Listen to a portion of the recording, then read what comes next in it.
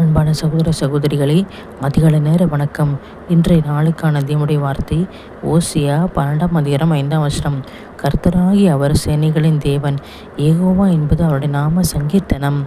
இந்த வசனத்தை கேட்டுக்கொண்ட தேவஜனங்களே, தேவ பிள்ளைகளே, படிக்கிற பிள்ளைகளே, வாழை பிள்ளைகளே, இந்த வசனம் இயேசு கிறிஸ்துவின் வல்லமை, நித்திய தன்மை மற்றும் அவருடைய நாமத்தின் மகத்துவத்தை வலியுறுத்துகிறது. கர்த்தர் பெரும் தேவன் மட்டுமல்ல, அவர் சேனைகளின் தேவன், யெகோவா சேபாத் ஆவார். இதன் பொருள் பரலோக தூதர்கள், நட்சத்திரங்கள் மற்றும் பிரபஞ்சத்தின் அனைத்து சக்திகளும் அவருடைய கட்டளைகளுக்கு கீழ்ப்படிந்து செயல்படுகின்றன. அவர் எல்லாவற்றுக்கும் மேலான வல்லமையுள்ளவர். இஸ்ரவேல் மக்கள் மனித பலத்தையும் அரசியல் கூட்டணியையும் நம்பியிருந்த நேரத்திலும் தீர்க்கதரிசி அவர்களை உண்மையான வல்லமை மிக்க தேவனாகி கர்த்தரிடம் திருப்பும்படி அழைக்கிறார்.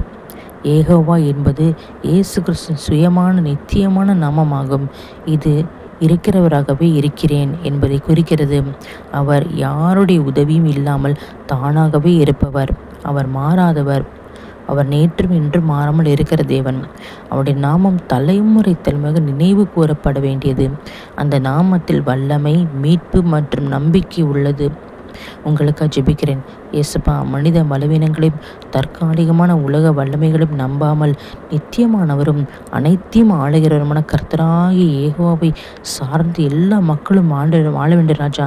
குறிப்பாக பிரஜாதி மக்கள் மனம் திரும்பி ரட்சிக்கப்பட வேண்டும். அப்பா சோத்திரம் கர்த்தாவே, இயேசுவை நம்ப வேண்டும். இயேசு வார்த்தையை விசுவாசிக்க வேண்டும். ஆண்டவரே, நீரே வழியும் சத்தியமும் ஜீவமாக இருக்கிறேன். ஆண்டவரே, மூலமாக தான் பரலோகத்துக்கு போக முடியும் என்ற நம்பிக்கை, சத்தியத்தை அறிய வேண்டும் ராஜா. அவருடைய மனக்கண்களை நீங்கள் திறக்க வேண்டும் என்று நான் ஜெபிக்கிறேன் கர்த்தாவே. மீட்பெரும் இரட்சகமாகிற இயேசு கிறிஸ்துவின் நாமத்தில் ஜெபிக்கிறேன் என் நல்ல பிதாவே. ஆமேன், ஆமேன், ஆமேன்.